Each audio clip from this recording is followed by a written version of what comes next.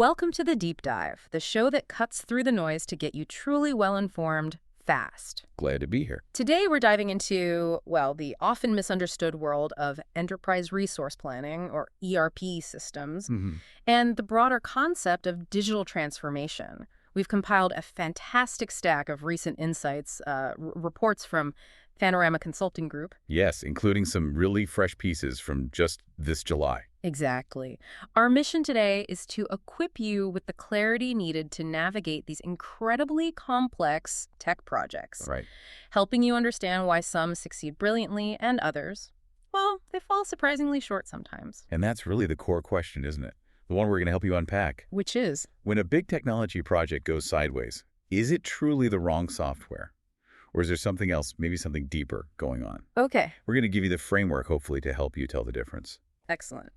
So to kick things off, let's define the landscape a bit. What exactly is digital transformation, and where do ERP systems fit into this big picture? Okay, so at its heart, an ERP system is a unified platform. It's designed to consolidate core business functions. Like finance, HR. Exactly. Finance, procurement, human resources, supply chain management.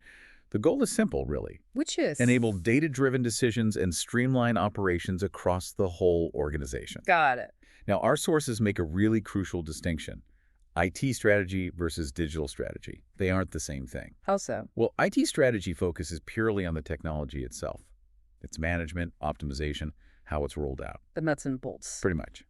Digital strategy, though, that's much broader. It's about leveraging technology to fundamentally transform the entire business. So impacting everything. Everything from your supply chain to customer experience, operations, even your core business models. And what's critical here, digital strategy consulting involves this deep collaborative partnership between the business functions and IT, making sure the tech serves a larger business transformation goal, not just, an IT checklist. Right. It's striking to me how often we hear about major tech projects failing or at least hitting serious roadblocks. Oh, absolutely. Our sources dive deep into why ERP implementations sometimes get stuck, and it seems it's frequently less about a faulty product and maybe more about the foundation it's built on or the strategy around it. That's often the case. So if we hear about an ERP struggling, how do we figure out if it was just poor planning, even if the software itself was, a decent choice? That's an excellent question, because the knee-jerk reaction is often blame the software. Right. When really it's about the prep work. Bill Bauman's article from late July really highlights the common signs that an implementation suffered from poor planning. Okay. Like what? First, a huge red flag. No clear business case. Projects often focus just on replacing old systems. Just swapping tech for tech's sake. Exactly. Without understanding the actual value drivers, like, say, faster financial close cycles, or better supply chain visibility, or maybe stronger margin control. So it lacks that why. Precisely. Without that North Star, the project just becomes a tech project. It's not seen as a true business transformation. It's a deeply ingrained habit in many places. Okay, what else? Second, process design often happens in a vacuum. Teams jump straight into configuring the system. Without mapping things out first. Yes, without properly mapping how processes actually function across departments and then aligning them with the ERP's pre-configurations, it leads to massive misalignment later. Like buying a custom suit without taking measurements. That's a great analogy, actually. Third, data quality is treated as an afterthought. The data issue. Always comes up. It really does. Bad data, quite simply, leads to chaos. Everywhere. In every module. We've seen cases where entire projects grind to a halt. Just to clean up data? Just to clean and restructure master data, which is incredibly costly, time-consuming. It seems no matter how advanced our tech gets, bad data can still derail everything. It's fundamental. And finally, a lack of change leadership. This one is often fatal for these projects. Meaning executives aren't on board. Or at least not visibly sponsoring it. An ERP rollout without that visible executive backing quickly loses credibility. Sustainable change needs leaders to actively show the system's value, remove barriers, really champion it. Those pitfalls make complete sense. But, in the real world, you often hear companies quickly point the finger right at the software itself. Oh, definitely. So when is it genuinely the software's fault? Or at least a fundamental mismatch? How do you tell the difference when you're, in the thick of it? Right. This is where we shift focus from looking at the process around the tech to the product itself. Sometimes, despite the best planning, the software simply isn't the right tool for the job. Okay, so what are the signs? Well, one key indicator is if the ERP lacks advanced operational capabilities. The system might handle finance and HR just fine. The basics are covered. Right. But it's weak in your core industry-specific operations. Think maybe a manufacturer needing advanced agility, precision, or traceability for their unique processes. And the chosen system just can't do it. Exactly. Just doesn't provide it. Yeah. The system might technically be working, quotes around working, Yeah. but it's certainly not enabling any real transformation. It's just there. Okay, what else signals a bad fit? Another common sign is when the software forces constant workarounds. You'll see teams resorting to manual processes outside the system. Like spreadsheets everywhere. Spreadsheets for inventory, maybe other external tools for scheduling, because the software can't handle the business complexity or it lacks specialized capabilities. Right. This happens a lot when generic ERPs get sort of shoehorned into industries that really need niche tools. Makes sense. What's also kind of fascinating here is when a platform is selected based on consensus, not genuine fit. Ah, the political decision. Yes, ERP selection can absolutely be a political exercise. And sometimes the decision is a compromise, leading to this lowest common denominator choice. Meaning nobody's really happy. Pretty much. If no team truly feels seen or supported by the software, it's likely the wrong fit for the organization as a whole. Everyone gets something, but nobody gets what they need. Okay, other red flags for the software itself. Furthermore, if the software's roadmap doesn't align with your future, you're heading for trouble. Meaning the vendor isn't keeping up. Or not investing in the areas you need. If they aren't putting resources into automation, analytics, or usability improvements relevant to your growth strategy, you risk falling behind your competitors. So you need to look ahead. Absolutely. Executives should be asking, will this vendor still be a strategic partner 5 years from now? Or just a costly legacy system we're stuck with? That's a tough question. It is. And finally, a really concerning sign is if the selection process wasn't truly independent. How so? Like bias. Exactly. Yeah. If procurement was biased, or maybe the consultants involved had financial ties to specific vendors. Ah, incentives. Right. The choice might have served those external incentives rather than your actual business needs. An independent ERP selection process is just critical to avoid that trap. You need unbiased recommendations. Building on that point about having the right software, let's zoom in on a specific area where innovation seems really transformative right now. Manufacturing. Yeah. Specifically, how modern material requirements planning, or MRP software, is reshaping strategy there. Our sources highlight that, quote, the reality in 2025 is very different from traditional MRP. Oh, absolutely. This isn't your grandfather's MRP anymore. So what's changed? The July 30th article outlines 6 top trends that are really redefining MRP software, turning it into a much more dynamic planning tool. Let's hear them. First, cloud-native architecture is now the default. This means continuous updates instead of those big, disruptive, years-apart upgrades. Much more agile and significantly better scalability, especially for companies with multiple plants. The trade-off, though. There's always a trade-off. There is. You're more dependent on the vendor's roadmap, and customizations can be harder to maintain. Okay, number 2. Second, demand-driven MRP, or DDMRP. This is moving from just theory into widespread practice. How does that work? It basically reverses the traditional forecast-driven approach. Instead, it uses strategically placed inventory buffers and real-time demand signals. That's more responsive. Much more. It leads to better visibility into variability, reduced inventory costs, and more responsive manufacturing overall. But it absolutely requires strong process discipline. You can't just flip a switch. Got it. What's third? Third, we're seeing AI and predictive analytics embedded directly into planning workflows. AI in MRP? Yes, top manufacturing ERP systems now use AI to, say, identify planning anomalies, suggest adjustments, flag potential stockouts, even dynamically optimize batch sizes. Sounds powerful. It is, but it's crucial to remember. This needs clean master data. And the human planner needs to understand it. AI will amplify good planning, but it will accelerate bad assumptions just as fast if your foundation isn't solid. Good point. Number 4. Fourth, real-time integration with shop floor systems is the new norm. Seamless connectivity with MES manufacturing execution systems. The system's controlling the factory floor. Exactly. And IoT sensors, quality management platforms. It all means material planning now reflects actual cycle times, downtime, quality rejects as they happen. So it's live data feeding planning. Precisely. Imagine a food and beverage manufacturer automatically adjusting production plans right after a batch fails inspection. It prevents costly overproduction before it even starts.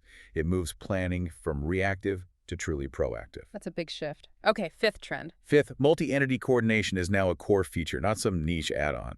Modern platforms are built to handle complexities like intercompany transfers, shared raw material forecasts, consolidated reporting across different plants or subsidiaries. Sounds complex. It is, and it often exposes data inconsistencies between those entities that need fixing.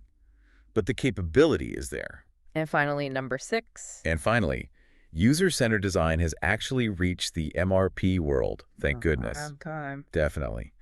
MRP modules are increasingly built for usability. Think configurable dashboards, in-app guidance, mobile-friendly interfaces. So more people can use it effectively. Exactly. It expands access to critical data, improves cross-functional coordination, makes material planning a more strategic function for more people. But, and this is important, it doesn't remove the need for individual accountability. The tool is better, but people still need to use it right. So we've explored these fascinating tech advances, the pitfalls of choosing the wrong system. But as our sources really powerfully argue, even the perfect tech, perfectly implemented, it can still falter if we ignore the human factor. Absolutely critical. And that brings us directly to organizational change management, or OCM. Yes, OCM. It focuses squarely on the people side of change. Essentially, minimizing employee resistance and building change competency within your organization. And does it work? The data strongly supports it. Organizations using third-party OCM guidance are actually 16% more likely to see improvements in productivity and efficiency after an implementation. That's significant. It is. Panorama's approach uses recognized standards, like the ProShe methodology, alongside their own methods to help ensure these transformations stick. So what does that look like in practice? Well, a key element is prioritizing communication.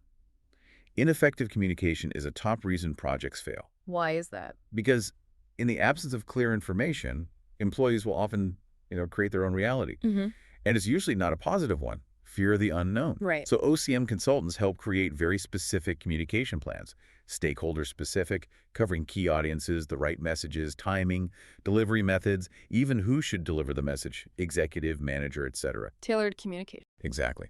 They also focus on building a knowledgeable and aware workforce. This means training managers to coach their teams through the change, often using models like ADKAR, that stands for awareness, desire, knowledge, ability, and reinforcement. So equipping people to handle the change. Precisely.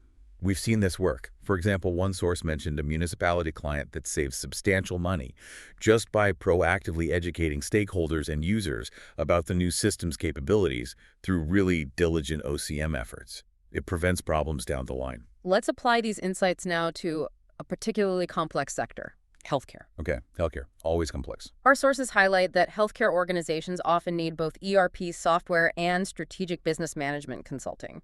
That seems like a unique dual requirement. Why both? It is, and for very good reason. The strategic value of ERP in healthcare is immense, don't get me wrong. How so? Consolidating finance, procurement, HR, supply chain into one system that drives huge efficiency gains and helps with regulatory compliance, like IT/PA. Can you give an example? Sure, think of a multi-hospital network. Using ERP, they could reduce redundant purchasing across hospitals, improve inventory turnover by better aligning demand forecasting with actual clinical usage. Big savings, better control. Okay, so ERP is valuable. Why isn't it enough on its own then? Because the technology itself doesn't fix broken workflows or resolve organizational misalignment. Without proactive planning and a clear vision for how things should work, even the most powerful ERP can unintentionally reinforce outdated or inefficient practices. You automate the mess. Right, so that's where the consulting comes in. This is precisely where business consulting fills those critical gaps. It ensures the ERP implementation isn't just a technical upgrade, but a true business transformation. What kind of things do consultants do? They help with business process management, designing those future state models aligned with strategic goals. They ensure organizational alignment, making sure the ERP genuinely meets the diverse needs of all departments, clinical and administrative. And the people side. Critically, They manage change management, reducing resistance, accelerating adoption through effective training and communication, and they establish data governance, defining how critical patient and operational data will be standardized, maintained, and used across the whole enterprise. That's huge in healthcare. Can you illustrate that? Yeah, imagine an academic medical center expanding rapidly. Yeah. They might need consultants to help realign their HR and physician credentialing processes alongside the ERP rollout. The ERP provides the tool, but the consulting fixes the process. The ERP alone couldn't fix that underlying process challenge. Get it. And the unique challenges in healthcare ERP projects really underscore this need for a combined approach. Such as? Well, you're dealing with deeply entrenched legacy systems, massive data silos, incredibly complex regulations like HIPAA, workforce constraints. It's hard to pull clinicians off the floor for training, and that inherent tension between clinical needs and administrative processes. So it takes more than just tech. Absolutely.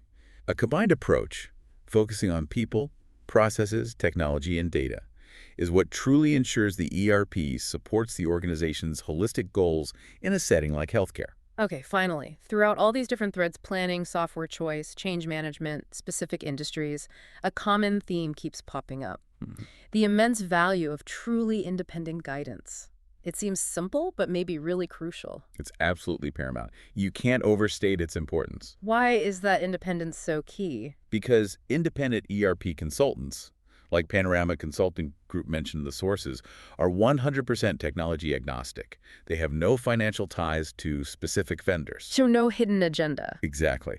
Their goal is to ensure the chosen solution truly fits your business needs, not just pushing a particular licensing bundle or leveraging existing IT relationships that might benefit some biased party. That makes sense. There was a great client testimonial mentioned from TJ Rickley at MOPS. He said, Panorama outlined our options, attached the value to each, and then let us decide what was best for us. They didn't feel pushed. Exactly. He added, we didn't feel at any point that they were trying to push additional services on us.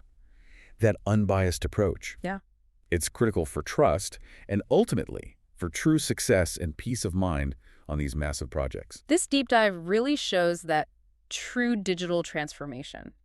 It isn't just about plugging in new tech, is it? Not at all. It's a holistic journey, a really multifaceted puzzle involving strategy, people, processes, data. It's so much more than just the wires and the code. Absolutely. So maybe a final thought for you to consider as you approach your next big organizational project. Okay. How will you proactively distinguish between those potential pitfalls of poor planning versus a fundamental mismatch in the technology itself? It's not always obvious. Good question. And crucially, how will you ensure that your investment truly empowers your people and transforms your business rather than just, updating a system? So it's about that blend. Think about how you'll blend the strategy, the technology, and that human readiness to really bridge the gap and make it successful.